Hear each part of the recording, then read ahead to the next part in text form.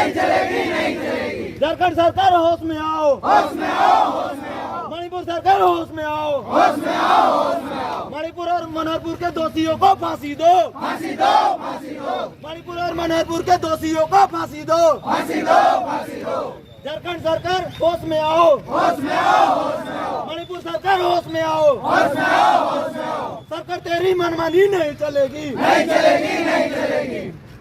बहू बेटियों के छेड़छाड़ करना बंद करो, बंद करो, बंद करो। बहू बेटियों को छेड़छाड़ करना बंद करो, बंद करो, बंद करो। मणिपुर और मनहरपुर के दोषियों को फांसी दो, फांसी दो, फांसी दो।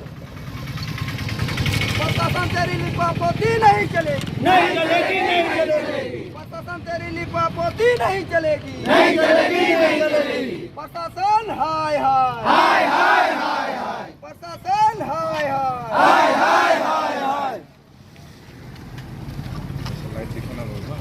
वाली घटना है, बहुत ही निंदनीय है और पूरे हमारे भारत में सबसे शर्मनाक और विवस्त घटना है। मैं इसकी पुरजोर निंदा करता हूं और मैं सरकार से यही कहना चाहता हूं कि ये जो दोषी है इनको अविलंब फांसी दिया जाए।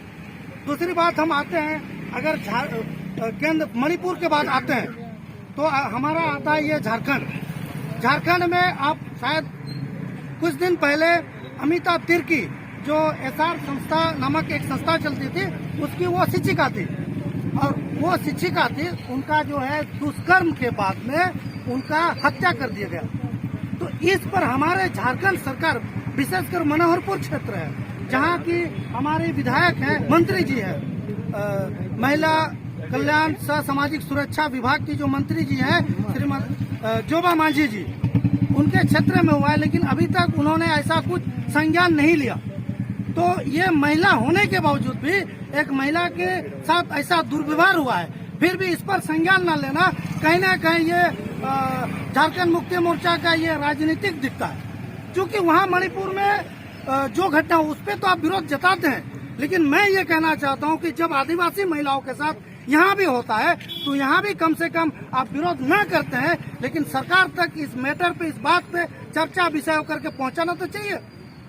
ये बहुत अब केवल जहाँ तक केवल राज्य का बात है, बहुत सारे जगह में आप देखिए रूबी का पहाड़िया हुआ, उसका हमारे एसआई टोपनो जी हैं, ऐसा आप देखेंगे तो हमारे आदिवासी महिलाओं के साथ भी यहाँ बहुत ज्यादा दिक्कत है। तो ऐसे मामलों में आप दोषी किसको ठहराते हैं? किसको मान? इसमें हम सरासर देखेंगे, अभी जो वर्तमान सरकार है मैं उसी पर ही आरोप लगाऊंगा।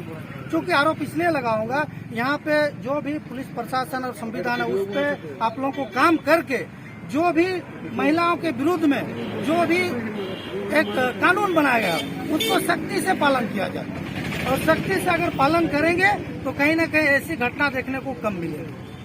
केंद्र सरकार तो कहती है कि हमारी कानूनी व्यवस्था बहुत टाइट है और कोई भी कहीं से भी उस तरह की बड़ी घटना या फिर उस तरह की घटना नहीं हो रही, उसके बाद जब इस तरह की कोई छोटी घटना होती है तो प्रधानमंत्री को इस पर दोषी ठहराया जाता है। देखिए सबसे पहला बात है, प्रधानमंत्री को दोषी इसलिए ठहराया जाएगा क्योंकि हमारे जो है भारत के सर्वोच्च पद पे, सर्वोच्च पद तो राष्ट्रपति होते हैं, लेकिन कहीं ना कहीं संवैधानिक रूप से राष्ट्रपति सर्वोच्च पद पर है, लेकिन अगर आप देखेंगे तो मुखियतः हमारे प्रधानमंत्री ही सर्वोच्च पद पर होते हैं।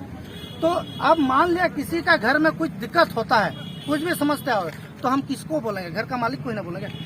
घर का मालिक पर ही आरोप लगता है कि आपने घर में सही रूप से विधि व्यवस्था नहीं किया, इसीलिए इस प्रकार का समस्या देखने को मिल रहा है। और दूसरी बात, वहाँ पे जो समस्या है, मणिपुर में भी जो समस्या है वो विशेष करके जातिवाद समस्या है। ये कहीं ना कहीं ऐसा लगता है बहुत बड़ा एजेंडा हो सकता है और ये बहुत बड़ा एक हिंसा का रूप ले लिया है और इस पर मणिपुर सरकार को तो तत्काल इस्तीफा दे देना चाहिए, मेरे हिसाब से तत्काल इस्तीफा देना चाहिए। और जो भी वहाँ पर एक दो जन को पकड़े, वहाँ पर बहुत सारे लोग थे, सबको फांसी दिया जाए, हमारी ये मांग है। क्योंकि चाहे वो किसी भी हो, चाहे आदिवासी हो, चाहे किसी भी नारी का सम्मान जिस पार्टी के लोग नहीं कर पाते या फिर जिस क्षेत्र में जो लोग नहीं करते हैं नारी का सम्मान और इस तरह से विविध से घटना दिखाते हैं, तो इनको सीधा सीधा मेरे हिसाब से तो सड़ेआम खुले चौक पर फांसी दे देना चाहिए। बीच में साहिबगंज की भी घटना आई साहब जी हाँ, साहिबगंज की घटना जो है बोरियो में आपकी रूबी का पहाड़िया 20 टुकड़ों में कहाँ है सरकार? इस पर क्या करे हमको तो समझ नहीं। अब ऐसा हो गया कि जब तक लोग जाग करके विरोध प्रदर्शन नहीं करेंगे सरकार कुछ नहीं करती है। स्टैंड लेना चाहिए सरकार को, वहाँ पर गंभीरता से उस विषय पर चर्चा करके जो भी उसके दोषी है अविलंब उनको फांसी दे। कुछ ऐसा स्पेशल कोर्ट बन जाए कि जहाँ पता चले कि ये ऐसा कुकृत्य किए हैं तो उन लोग को ज्यादा देरी नहीं करते हुए उन लोगों को तत्काल फांसी का सजा सुनाए। तो आप लोगों को लगता है कि प्रदर्शन करने के बाद सरकार जागेगी और दोषियों को? देखिए, हमारा काम है सरकार को जगाना। सरकार का कान में अगर रुई लगा हुआ है तो उनको हटा करके जगाने का हमारा काम है। जागती है तो ठीक है, नहीं तो और जगाने का काम करेंगे हम लोग।